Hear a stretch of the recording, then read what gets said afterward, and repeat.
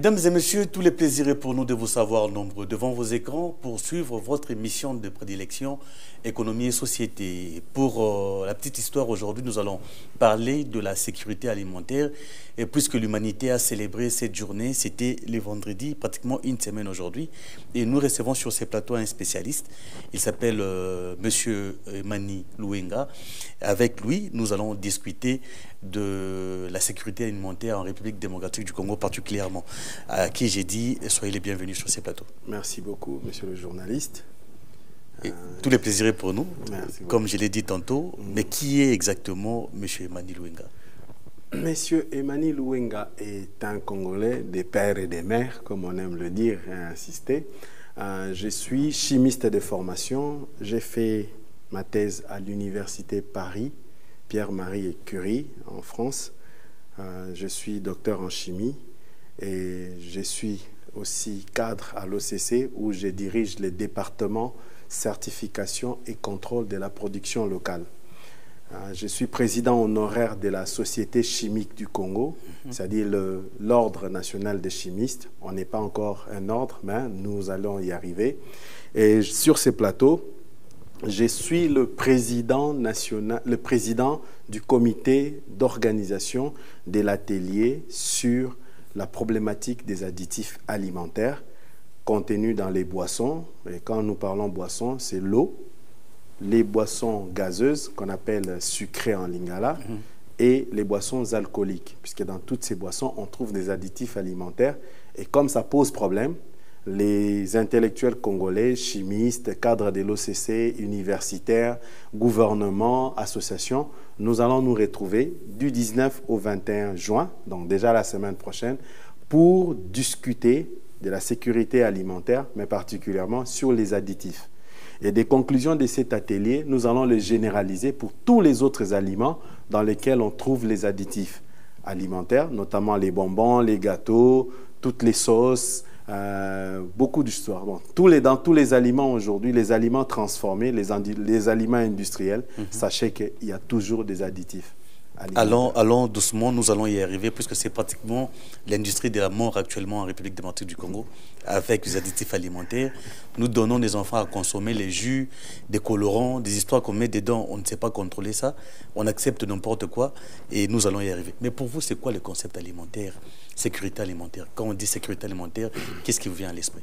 Sécurité alimentaire, c'est... Je donne un exemple. Il faut manger. Pour manger, il faut produire. Donc nous commençons dans l'agriculture, c'est-à-dire dans les champs. C'est pourquoi nous disons, nous allons sécuriser tous les circuits par lesquels les aliments passent, en commençant par la fourche. La fourche, c'est ce qui nous aide à cultiver, jusqu'à la fourchette. La fourchette, c'est ce qui nous permet de manger. Alors, ce que nous cultivons, il ne faudrait pas que quand nous cultivons, qu'il y ait des produits dangereux, notamment les pesticides, les herbicides, notamment un engrais naturel que vous avez mis sur votre champ pour que ça pousse bien, mais cet engrais-là était, comme on dit, contaminé. Et cette contamination-là, tout ce que nous rajoutons va passer dans l'aliment, dans son stade primaire. C'est ça. Un fruit, un légume sera contaminé. Ça peut être contaminé par des microbes, ou aussi ça peut être contaminé par des produits chimiques. Alors, si déjà à ce niveau-là, nous ne mettons pas une sécurité, nous ne garantissons pas la qualité, nous ne garantissons pas que c'est un produit sain, qui ne peut pas causer des maladies, cette contamination passerait à l'étape suivante, c'est-à-dire lors de la transformation. À ce niveau-là aussi, si nous ne regardons pas de près, il y aura toujours contamination. La contamination peut provenir de la manière dont on fabrique, c'est-à-dire on ne respecte pas les règles d'hygiène. La contamination peut provenir des ingrédients que nous ajoutons. Si ces ingrédients-là étaient mal préparés, mal fabriqués, cette contamination va passer dans l'aliment, à son stade de fabrication. Et lorsque la fabrication est terminée, si nous ne faisons pas attention, lors du transport, lors de l'entreposage, lors de la conservation dans des magasins, dans des dépôts, lors du transport de l'Europe jusqu'ici au Congo, lors du transport de Matadi jusqu'à Kinshasa, si nous ne faisons pas attention, d'autres contaminations peuvent s'ajouter. Et lorsque l'aliment est dans les wenze, dans les pharmacies, dans les alimentations, si nous ne conservons pas dans de bonnes conditions, il peut aussi avoir une Mais contamination. qui est censé suivre la question, contrôler la question si c'est Mais délégué? je vous ai dit, ça commence de la fourche à la fourchette. Tous les intervenants, ici chez nous, ça sera le ministère de l'Agriculture, qui est le responsable de la garantie que les aliments sont sains. Mais je sais que je sache, le pesticide n'est pas interdit. Bon, L'engrais chimique n'est pas interdit. oui, oui. Tout ce que nous utilisons, si on le fait en excès, c'est cet excès-là qui nuit. Et aussi, avec l'évolution de la science, on remarque que certains produits, au début, ils ne présentent pas de problème, puisqu'au début, on l'utilise. Mais les problèmes peuvent survenir à 30 ans, à 45 ans, ou même dans l'autre génération qui suivra. Il y a certains animaux qui ont disparu. Pourquoi? Les produits qu'on a utilisés ont déréglé leur façon de faire des bébés, leur façon de manger. Ça fait qu'ils n'arrivent plus à avoir une vie qu'ils avaient avant, ils disparaissent. Nous aussi, nous devons faire attention. C'est pourquoi le thème de cette année, de la journée de sécurité sanitaire des aliments, nous dit « Préparons-nous à l'imprévu ». L'imprévu, c'est quoi? C'est ce qu'on n'avait pas imaginé que ça arriverait. Ou même, c'est ce qu'on avait minimisé. On dit « Ah, c'est pas dangereux, c'est un bon produit ».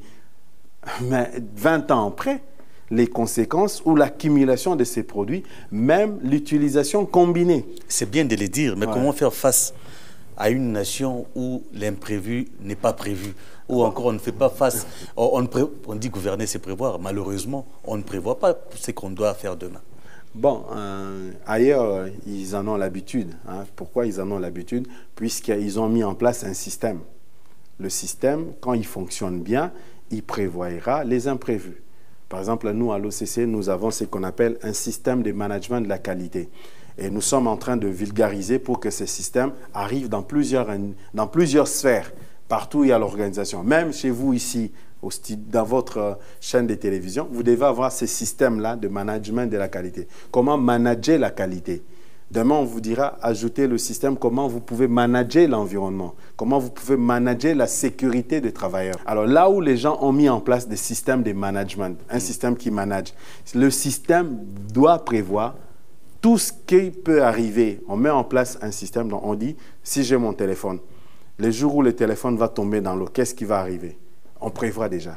Si ça tombait dans l'eau, voilà comment il faut faire. Les jours où mon téléphone va tomber dans une fournaise, dans les mbaboulas, qu'est-ce qui va arriver? C'est-à-dire, en le fabriquant, nous le mettons déjà dans plusieurs conditions, même dans des conditions minimes qui peuvent arriver de manière, comme on dit, hasard. Mais on le prévoit déjà. C'est ça ce qu'on nous dit. Prévoyez. Si vous utilisez un produit, soyez sûr que ce produit-là est un produit qui n'amènera pas de problèmes sur la santé. Pas simplement la santé de l'homme, mais la santé des animaux, même aussi la santé des végétaux. Puisqu'on est dans une biodiversité. Il faut prendre ensemble tout ça. Mais le problème dans notre pays, ça nous devons le dire, le Congo n'a que 60 ans. On ne peut pas comparer le Congo avec la France qui a des siècles, ni avec les autres pays. Exactement. Mais cela ne nous dispense pas de faire mieux. Certains pays qui ont moins d'années que nous, ils ont fait mieux. Qu'est-ce qu'ils ont fait? Ils ont mis en place des systèmes. Nous, dans notre problème, on a été comme étant pas distraits. Moi, je dis, c'est comme si les gens avaient prévu déjà, si nous mettons le Congo dans telles conditions, le Congo ne va pas se développer. Si nous mettons, actuellement, on nous a mis dans une guerre qui dure des années et des années. 30 ans déjà. Oui. La conséquence, c'est quoi? Ça bloque notre développement. À chaque fois qu'on a l'argent, il faut le dépenser pour la guerre. Deuxièmement, le fait qu'on est concentré sur la guerre, nous négligeons d'autres secteurs. C'est-à-dire, cette façon-là dans laquelle on nous a mis, ça nous a amené dans beaucoup de problèmes. Mais nous devons prévoir l'imprévu. On s'est dit, bon, il y a la guerre. Mais cherchons un domaine où nous pouvons investir beaucoup d'argent, beaucoup de moyens pour que ces secteurs-là engrangent le développement des autres secteurs. Aujourd'hui, en RDC, nous avons un problème sur ce qu'on appelle l'infrastructure qualité. L'infrastructure qualité, c'est quoi? C'est 5 piliers. Je vais l'expliquer calmement pour comprendre pourquoi on est bloqué, pourquoi il y a tous ces problèmes-là. Le premier pilier, c'est la normalisation. La norme, c'est quoi? La norme, c'est la référence. Nous tous, nous devons travailler suivant une référence. suivant ce qui est accepté par tous que c'est bon. Si tous les Congolais avaient dans leur mentalité que jeter le papier, je jette devant ma porte, mais un vent peut venir et bousculer le papier jusqu'aux portes du voisin. Ça va créer des problèmes. Si je ne le jetais pas, puisque la référence est que tout papier doit être jeté dans une corbeille, dans une poubelle bien spécifique, qui sera ramassé par une société bien spécifique pour l'amener à un endroit où ces papiers sera traité et éliminé, ou soit recyclé. Si nous tous, on avait cette référence-là, il y aura moins de saleté en Kinshasa. C'est d'abord la norme. Et concernant la norme, nous devrions normalement avoir une loi sur la normalisation et un organisme national de normalisation. On n'a pas tout ça. On a tenté de faire la loi. La loi a commencé au niveau du Sénat, ça arrive au niveau de l'Assemblée nationale. Dès qu'on voulait transmettre à la présidence pour être promulguée, ça n'a jamais été fait. La loi a disparu, pas jamais fait, mais a même disparu. Vous croyez que les Congolais vont faire disparaître une loi? On nous a appris que dernièrement, que même au Parlement, il y avait des infiltrés. Il y a des gens qui souhaitent entretenir le désordre justement pour que les choses ne bougent pas. Voilà. Oui. Alors, en deuxième lieu, vous avez En deuxième lieu, c'est la métrologie. La métrologie, c'est la science des mesures. Pour vendre, il faut vendre suivant une mesure bien déterminée. Mais chez nous, tu achètes le riz dans le sakombi, tu achètes les haricots dans le sakombi, tu achètes le piment dans le sakombi. Mais ces sakombi-là représentent quoi? Mais d'où vient cette idée? D'où vient cette... Mais quand on veut qu'on vous maintienne dans le désordre, on fait quoi? On crée le flou. Si nous avions mis en place la métrologie, on aurait une loi sur la métrologie qui va nous obliger tous à respecter les mesures. Vous me dites, Monsieur Mani, on a émission à 15h. C'est la mesure. Moi, j'arrive à 15h30 et j'insiste que vous puissiez me faire passer sur le plateau. C'est anormal. Tu dis 15h, Monsieur Mani, vous étiez programmé. À 15h, si vous n'étiez pas là, nous, on allait passer à autre chose. La métrologie, c'est la science des mesures. Quand on vend le sakombi de riz, ça doit représenter 500 grammes. Pour que ça représente 500 grammes, il faut le peser, c'est-à-dire le mesurer avec un instrument de mesure. Et l'instrument de mesure, pour qu'il ne puisse pas être déréglé, utilisé dans la tromperie, l'instrument de mesure doit être étalonné. L'étalonnage, on amène la balance dans un institut de réglage où on règle pour qu'il mesure exactement la masse qui est indiquée. On nous vend les unités de téléphone. Ça représente quoi, les unités? Tout le monde sait 2000 francs. Mais ça représente quoi? Qui suit? C'est la métrologie. Il faut qu'on ait un institut, un organisme de métrologie pour surveiller tout ce qui est mesure. Puisque dans les commerces, lors des échanges, il faut qu'on ait une mesure d'échange. Comme ça, si on veut faire cet échange avec l'extérieur, on va le faire par rapport à la référence, donc par rapport à la norme. Et c'est dans la norme qu'on met les références, notamment les mesures. Exactement. Troisième pilier, c'est l'évaluation de la conformité. Nous devons avoir des organismes d'évaluation de la conformité. Ça, l'OCC s'en charge? Oui, pas seulement l'OCC. Toutes les structures qu'on a mises récemment ici, comme étant autorités de régulation, ils ne savent même pas qu'est-ce qu'ils sont. Ce sont des organismes d'inspection. Pourquoi des organismes d'inspection? Une fois qu'ils ont mis en place une norme, c'est eux les organismes de régulation. Ils doivent avoir la capacité de venir vérifier si la norme est appliquée. Respecté. Alors, pour vérifier la norme, on fait ce qu'on appelle l'évaluation de la conformité. On évalue ce que vous avez mis en place par rapport à la référence. Quel est le taux d'exécution? Si on trouve que vous avez fait un taux assez suffisant, on vous donne, c'est ce qu'on dit, on vous dit que vous êtes conforme. Ça. Si vous êtes en deçà, on vous dit que vous êtes non conforme. Et nous, l'OCC, nous sommes un organisme d'évaluation de la conformité. Nous faisons l'inspection. L'inspection, c'est quoi? Quand je viens évaluer par rapport à ma connaissance, par rapport à ma formation, par rapport à mon background. Sur le plan technique et scientifique. Voilà. Je sais que quand je regarde, je dis non, cette caméra n'est pas en bon état. Pourquoi? Puisque par rapport à ma formation de base et à mon background, lorsque la caméra fait telle chose, je sais qu'il y a un problème.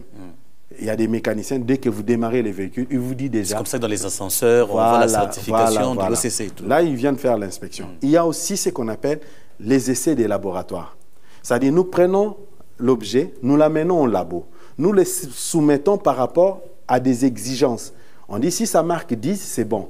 Mais là, ça ne marque pas 10, ça marque 2. Ce n'est pas bon, c'est non conforme. Il y a un problème. Donc, on fait des tests des laboratoires. Ça peut être des tests des laboratoires physico-chimiques.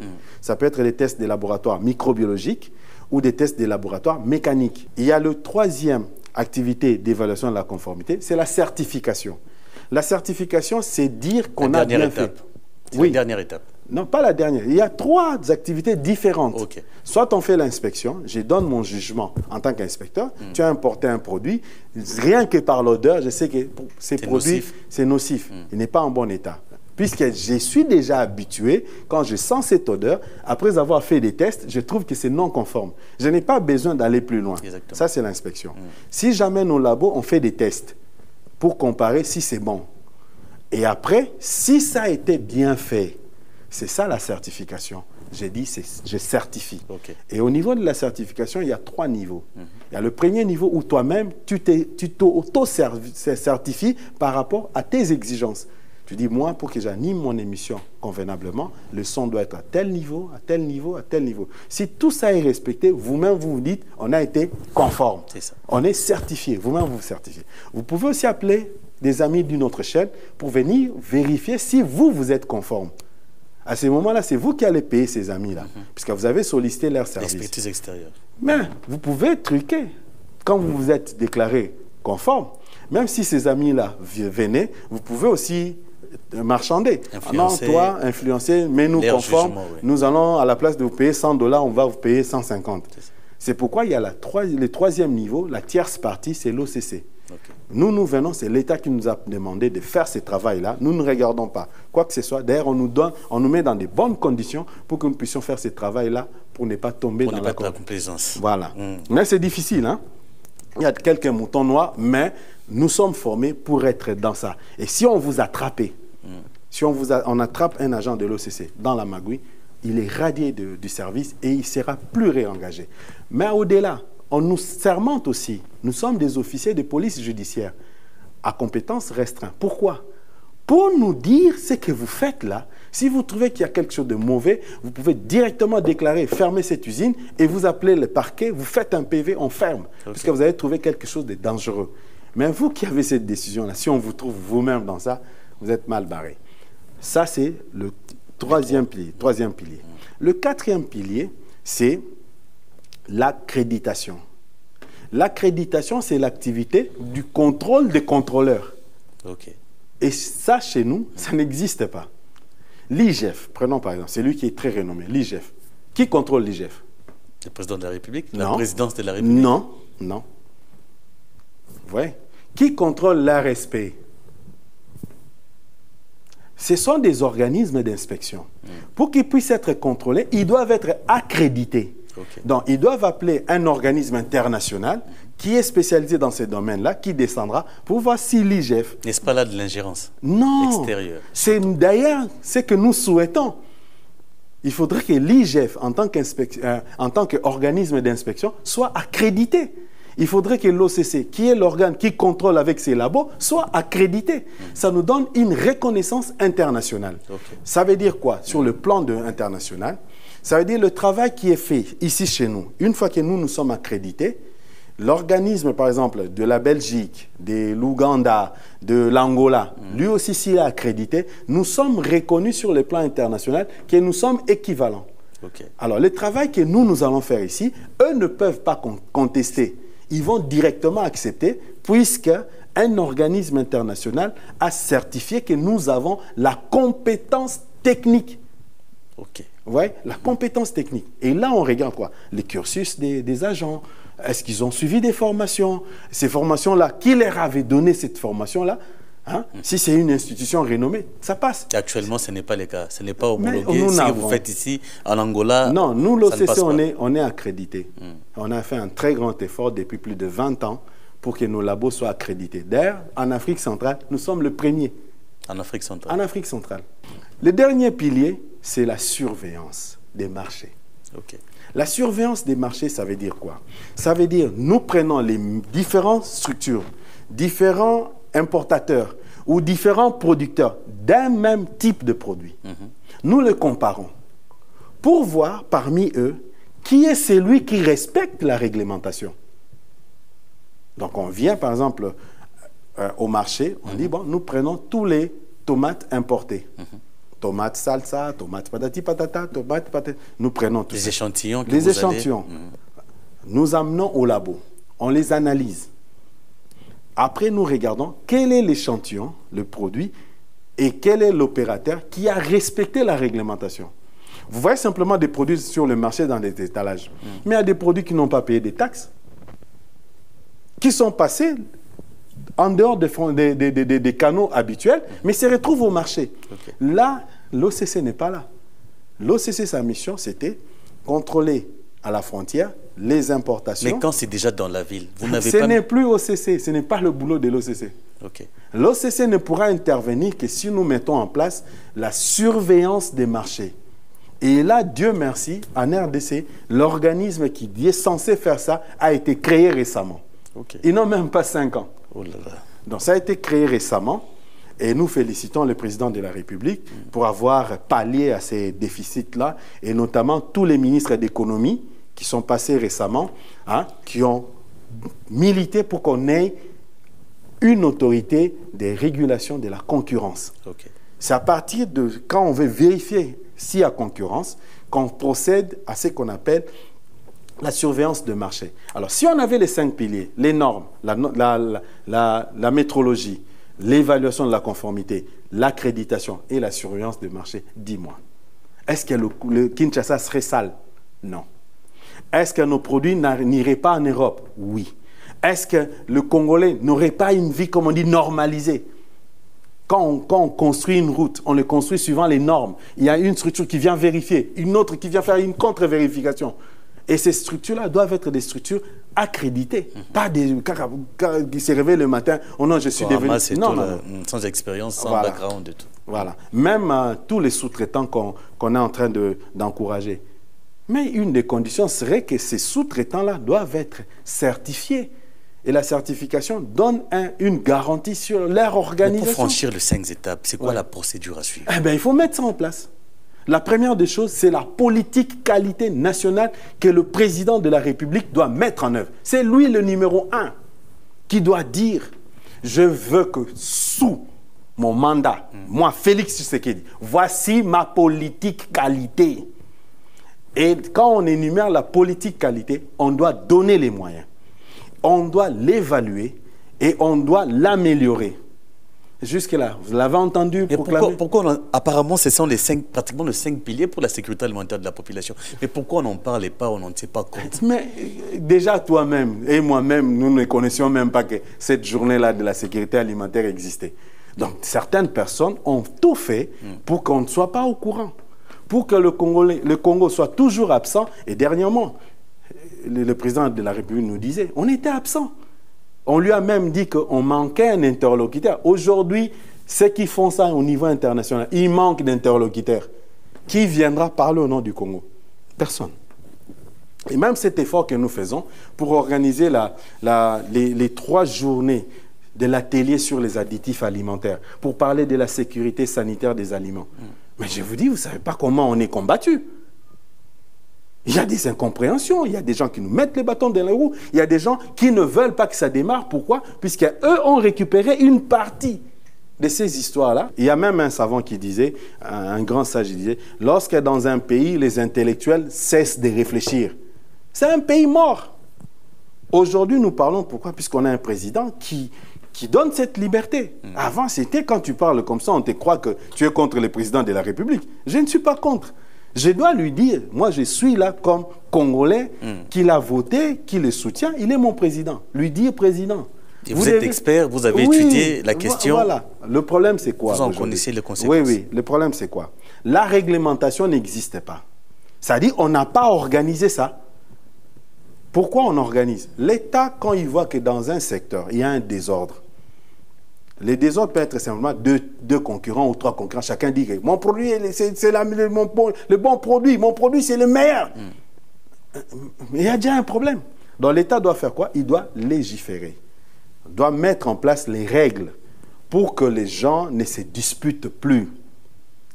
L'État congolais, pour le faire, il n'a jamais fait. Mais 60 ans, c'est pas peu. qu'on se les dise. Non, c'est beaucoup qu'on ne doit et pas c'est se peu. comparer aux autres nations qui ont plus de 200 ans d'indépendance. Le problème aussi, est-ce qu'on met le moyen?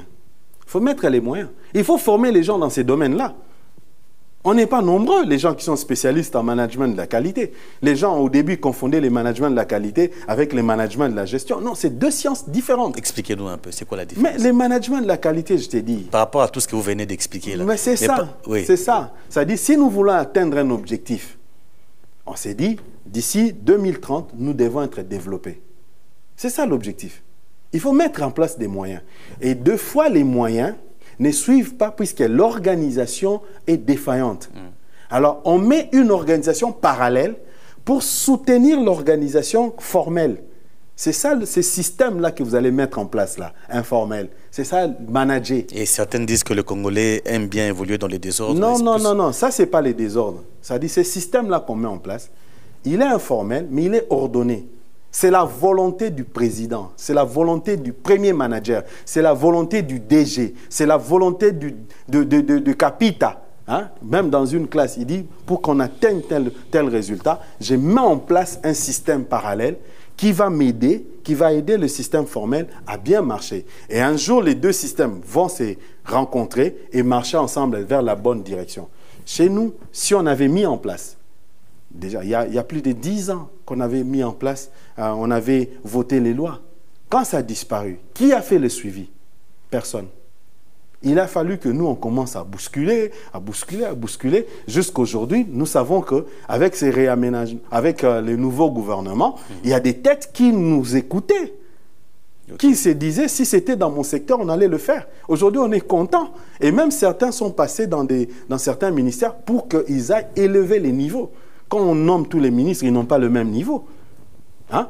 Alors, ceux qui comprennent ces choses-là, nous sommes contents, nous sommes fiers, ils vont nous aider.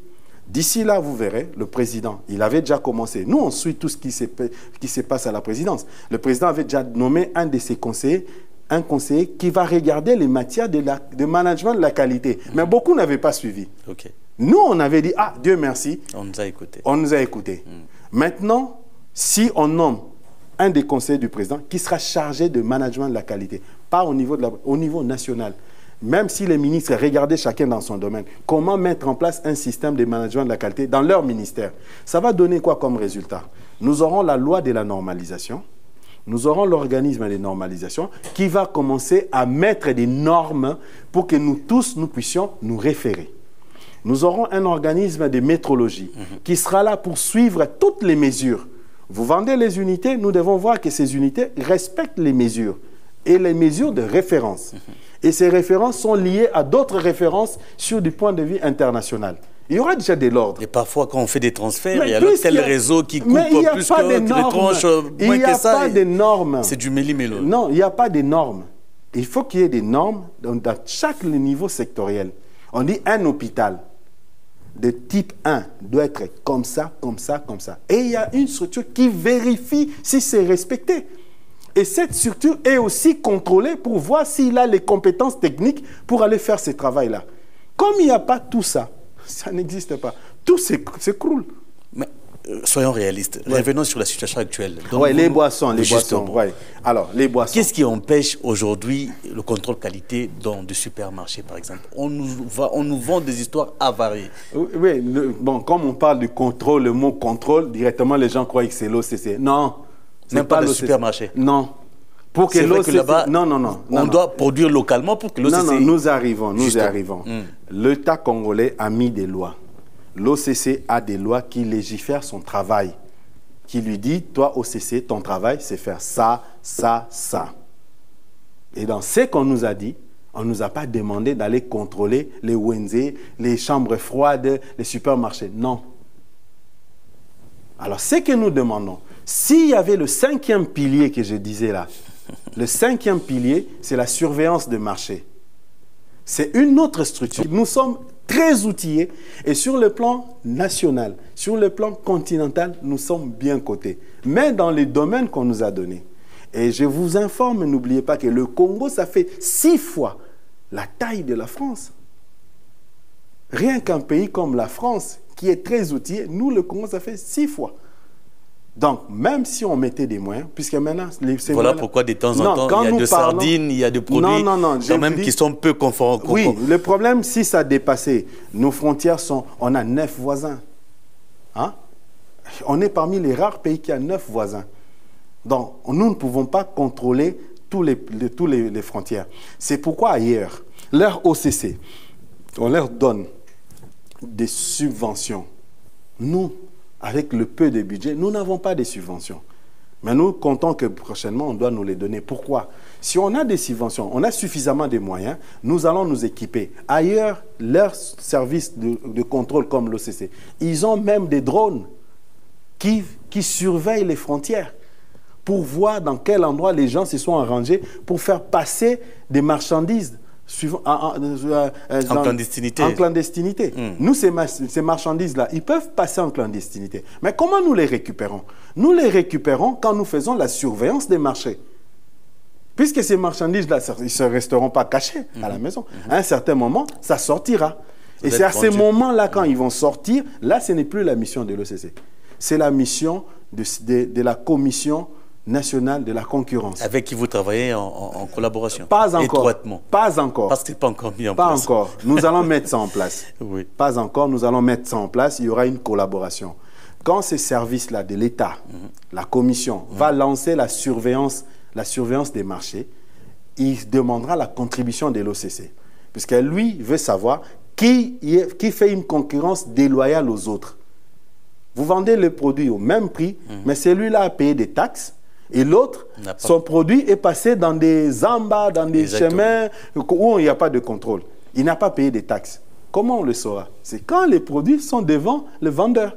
Revenons à Kinshasa. Oui. Il y a des usines où on fabrique de boissons à fort alcool, taux d'alcool. Oui, non, j'y arrive. Là, on a demandé à l'OCC de contrôler. Mais le problème, au début, on avait des gouvernements qui avaient peu de ministères. Ça voudrait dire quoi? Quand on met le ministère de l'Industrie, à l'époque de Mobutu, certains n'étaient pas nés à l'époque de Mobutu, il y avait un gouvernement avec très peu de ministres. On les appelait d'ailleurs les commissaires d'État, et même les commissaires départementaux. Ils avaient des départements. Il y avait le commerce, l'industrie, petites et moyennes entreprises, même l'économie et même le tourisme. Fusionné. Ça voudrait dire, quand le ministre a dit qu'il faut contrôler, tout ce qui est le contrôle à tendance économique était là. Les contrôles à tendance industrielle étaient là. Les contrôles à tendance commerciale étaient ensemble. Ils descendaient sur le terrain, c'était efficace. Mais lorsqu'on a commencé à émietter les ministères, certains ministères sont partis avec les compétences d'autres. Il y a des attributions qu'on a laissées dans d'autres ministères qui vous empêchent. Tout à fait. Par exemple, un exemple simple. En 1975, on met en place une loi pour certifier les produits zaïrois. À l'époque, c'était Zaïre. C'est-à-dire les produits fabriqués à l'intérieur de Zaïre devaient être fabriqués suivant les normes du Zaïre. Aujourd'hui, les normes de la RDC. Les Made in Congo.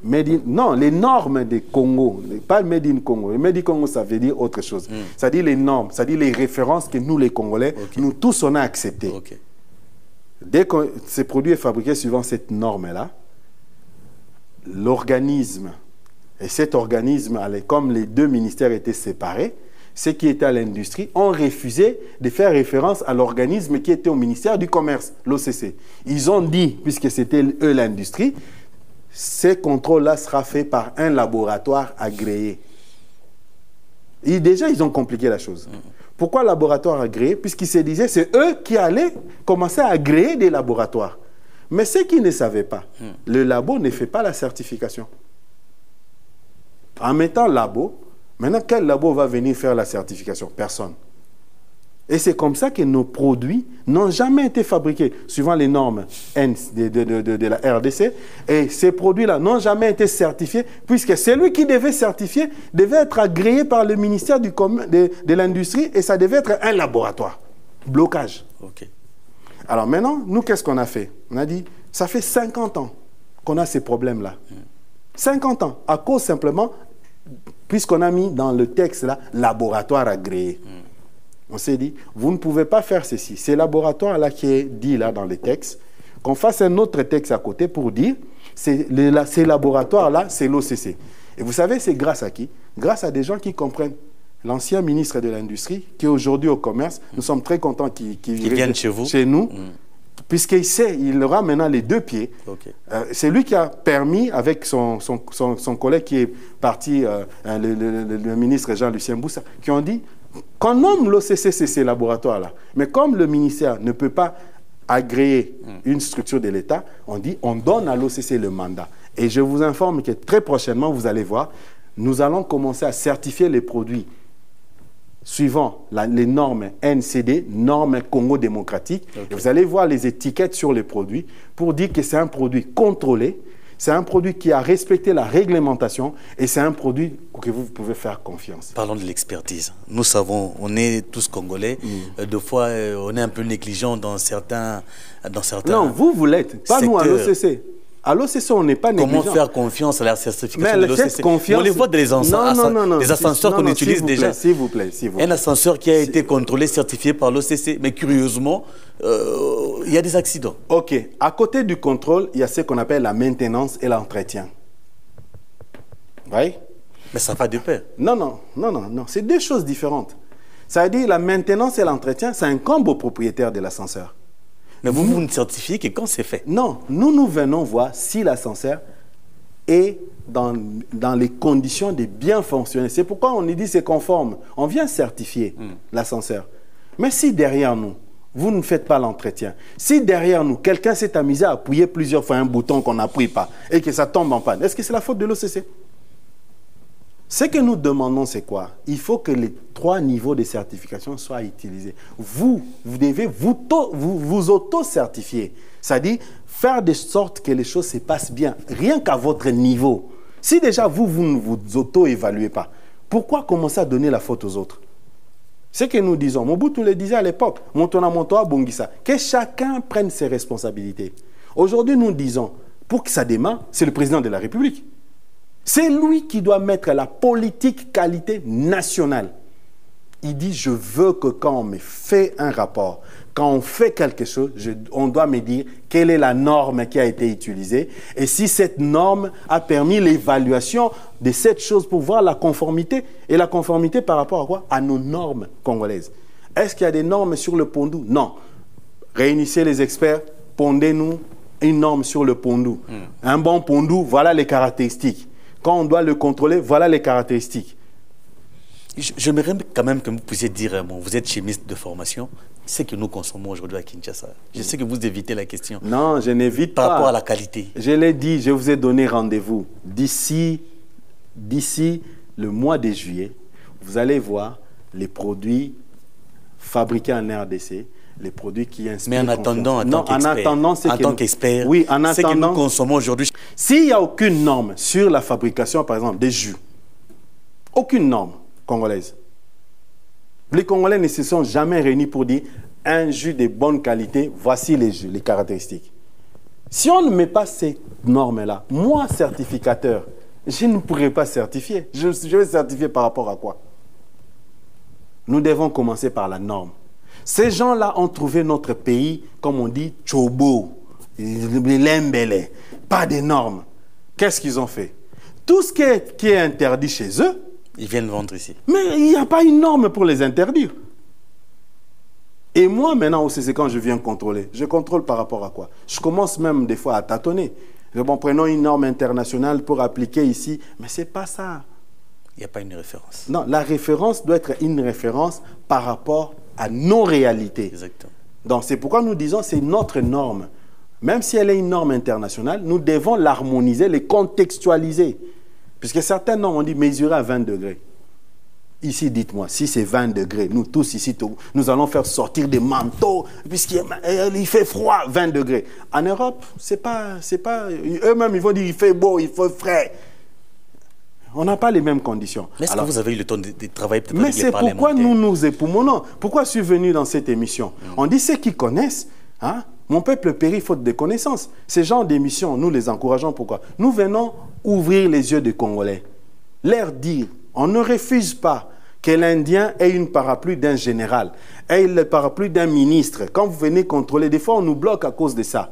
Nous disons à ces gens-là, Quand on dit OCC, dites à l'Indien, papa, si c'est l'OCC, laissez-les faire leur travail. Ne me cherchez pas de problèmes. L'Indien va comprendre que si c'est l'OCC, même le boss a peur. Ce n'est pas que le boss a peur.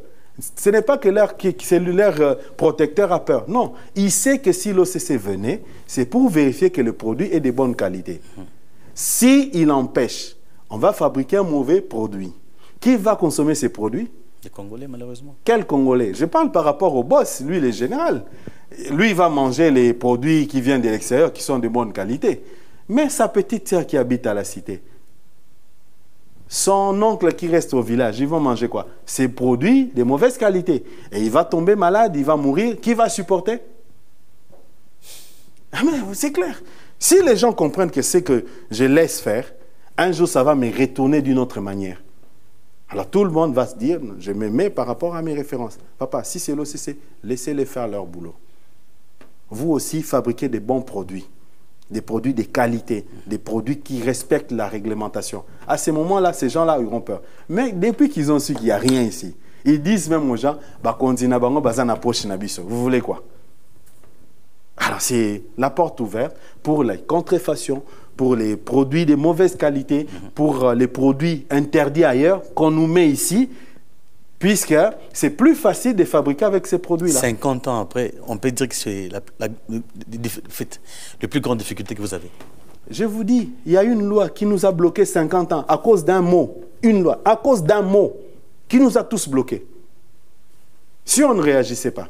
Il y en a plein. Je viens de vous dire, il y a la loi de la normalisation. Voilà pourquoi je vous ai posé la question. Est-ce que vous avez les temps? Est-ce que vous avez le temps de travailler avec les parlementaires pour essayer un peu de débloquer la question? Mais c'est qui le parlementaire? Moi, je vous informe. J'ai ma cousine, une de mes cousines que j'aime beaucoup, une femme très intelligente, dynamique. Elle est au Parlement. Vous savez combien de fois on discute avec elle par chat? Je dis, cette fois-ci, je suis sûr que cette loi va... Il m'a dit, sois calme.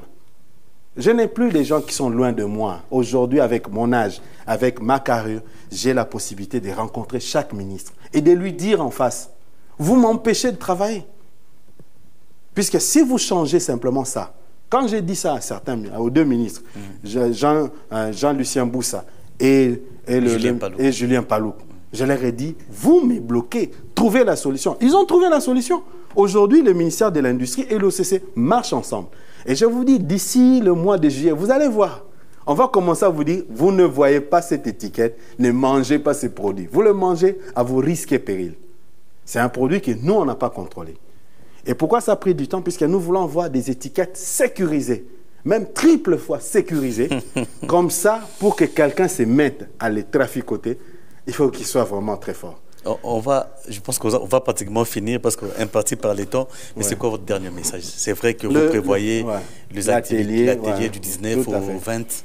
Parlez-nous un peu de ça et on va finir. Oui, l'atelier, ça sera sur les boissons.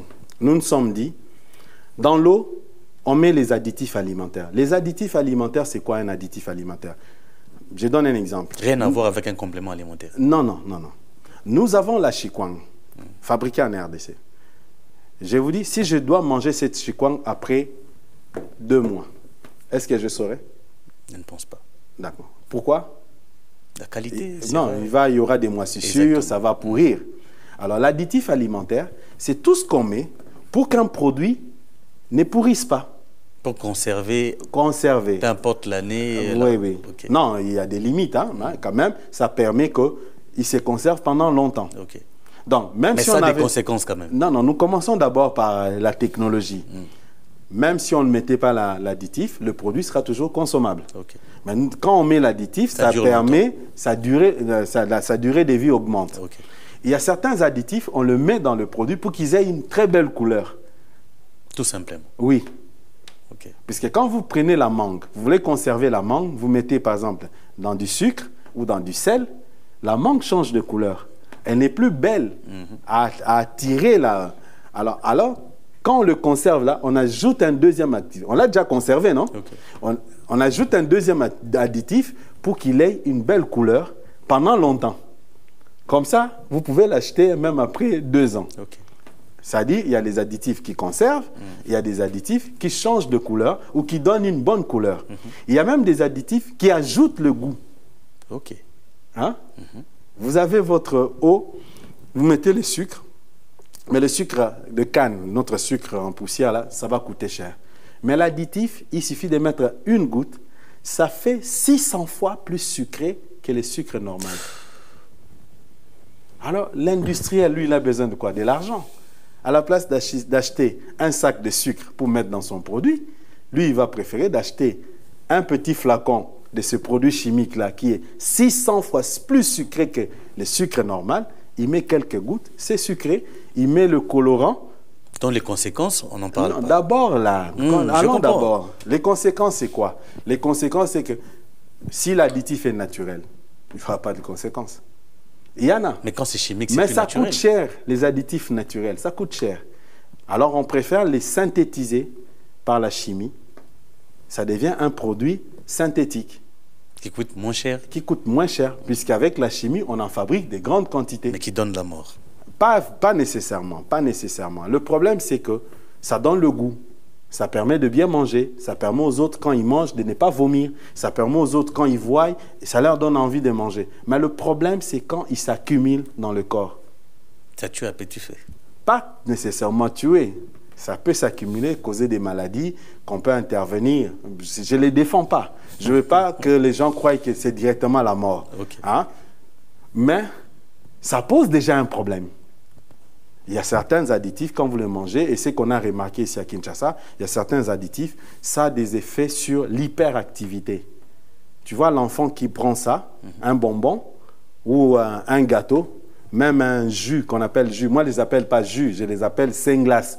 Ceux qui sont de mon âge comprennent singlass, c'est quoi? C'était des boissons qu'on achetait, on met de l'eau, du sucre, un colorant, et on met au frigo, c'est ça les boissons singlass. Je les appelle ces boissons-là singlass, pas jus. Puisqu'un jus, ça doit provenir d'un extrait, soit d'un fruit naturel, voilà, ou des feuilles, ou encore des écorces. Hein, on extrait voilà. C'est ça un jus de fruits, un jus de mangue, un jus de légumes. Mais ces boissons-là, ce ne sont pas des jus. Moi, je les appelle des boissons singlass.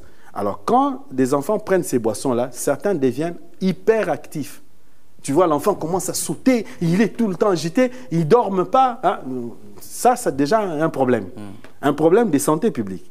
Et les jeunes Koulouna qui prennent ça, après avoir ajouté tout ce qu'ils ont l'habitude de prendre, ils deviennent hyperactifs. Avant, quand on nous montrait leurs films, il y avait un groupe de Koulouna qui poursuivait l'autre et c'était parti. Mais aujourd'hui, ils poursuivent, 2 ou 3 là-bas, ils poursuivent l'autre. Donc, ils deviennent hyperactifs et la violence augmente pour certains additifs qu'on met dans les jus. Mais il y a des enfants qui sont exposés à des maladies trop jeunes aussi. Oui. Quand il n'y a pas une réglementation, quand l'État ne décide pas de fixer des limites, de mettre en place une norme auquel tout le monde va se référer, quand il y a ces vides-là, on devient diabétique à moins de 10 ans. Non, j'ai dit d'abord, partons là où proviennent les problèmes à l'origine. Quand il y a le vide des réglementations, les opérateurs économiques, ils sont contents. Ils vont importer tous les produits qui étaient interdits chez eux, ils vont les ramener ici. Étant donné qu'il y a cette absence-là de la réglementation, les produits qui sont interdits ailleurs, les opérateurs industriels vont l'amener ici en RDC puisque ce n'est pas interdit et vont produire. Et depuis 6 mois, on a remarqué que la production des singlass, a quadruplé. Et ça a même fait disparaître l'eau qui était vendue même dans des sachets, a quadruplé. Le risque n'est pas simplement lors de la production. Le risque s'ajoute encore lorsque nous vendons. Vous allez voir, les boissons la singlass sont vendues en ne respectant pas les normes. Donc, on les expose sous le soleil et ce sont des produits qui sont photosensibles. C'est pourquoi vous voyez certains médicaments, on les vend dans des bouteilles colorées, puisqu'on évite que la lumière qu'on précise qu'on ne doit pas exposer à la lumière. Puisqu'on sait que quand on les expose à la lumière, ça se dégrade, ça devient autre chose. Ce n'est plus le médicament qui soigne, mais ça devient autre chose. C'est autre chose, ça peut être aussi un poison, ça peut être aussi ça peut engendrer un cancer. Et aujourd'hui, chez nous au Congo, et surtout à Kinshasa, ces boissons singlass sont vendues à l'air libre, sont vendues dans des sachets par des jeunes gens qui courent sous les soleils à moins cher aussi. À moins cher. Et tout ça, ça dégrade leur qualité. Elles peuvent être bonnes à la sortie de l'usine, mais la conservation, le transport et dans les conditions sur lesquelles ils sont vendus les dégradent et ça devient des poisons. Et ce que nous demandons, à travers l'atelier que nous organisons, c'est d'abord faire un état des lieux de la réglementation sur les boissons qu'on va généraliser sur les aliments. Okay. Deuxièmement, on va faire un inventaire de toutes les normes dans des pays qui ont pris en charge ces genres de problèmes. Comment eux, ils ont fait. Et nous allons, en troisième lieu, faire la comparaison et adapter les normes que nous n'avons pas, les adapter à notre niveau. Ce n'est pas notre travail de les faire adopter. Nous allons soumettre les recommandations aux différents ministères en disant, par exemple, il faut qu'on ait rapidement, au niveau du Parlement, la loi sur la métrologie, la loi sur la normalisation, la loi sur la protection des consommateurs, qui traîne encore au niveau des parlements, la loi sur l'ordre des chimistes. Nous, les chimistes, aujourd'hui, on ne peut pas protéger les chimistes. On ne peut pas sanctionner même certains chimistes qui contribuent dans la fabrication de ces boissons-là. Ils savent que le produit est dangereux puisque lui a la capacité de lire les notices, de lire quand ces produits-là arrivent, de lire leurs étiquettes, de faire même des recherches. Mais lui n'a rien fait. Okay. On ne sait pas les sanctionner. Pourquoi? Puisqu'il n'y a pas un ordre national des chimistes. Le jour où on aura l'ordre des chimistes, les chimistes vont aussi prêter serment comme le font les pharmaciens, comme le font les médecins. Et avec notre ordre, on saura les sanctionner. Quand ils commettent des bévues, on les sanctionne. Quand ils sont aussi menacés, par exemple, un chimiste qui dénonce que dans notre usine, on utilise un produit qui n'est pas de qualité. Okay. On utilise un mauvais produit. Ou notre procédé de fabrication ici est mauvais. Si le chimiste dénonce, qui va le protéger pour qu'on ne le licencie pas, pour qu'on ne l'accuse pas? Okay. Donc, si on aura l'ordre des chimistes, ça, ce sont des recommandations. Et l'autre recommandation, c'est de demander au président de la République de mettre en place sa politique qualité nationale, que tous les ministres vont décliner dans leur ministère. Et aussi, cette politique va permettre à ce que les choses deviennent normalisées et même que les choses soient évaluées. Donc, si nous n'avons pas tout ça, non, il y aura un problème. Donc, si dans un pays, les intellectuels cessent de réfléchir, c'est la mort. C'est pourquoi nous, intellectuels, comme on s'est dit, devant cette menace-là des boissons sans glace, nous n'allons pas lâcher. Devant la menace des eaux, puisque les eaux aussi posent problème, mailles, ça pose problème. On fore partout, les forages. Exactement. On fore même dans des endroits qu'on ne peut pas forer. On donne aux gens de l'eau qui est limpide, mais contaminée, que les gens n'ont pas testé, que les gens n'ont pas contrôlé.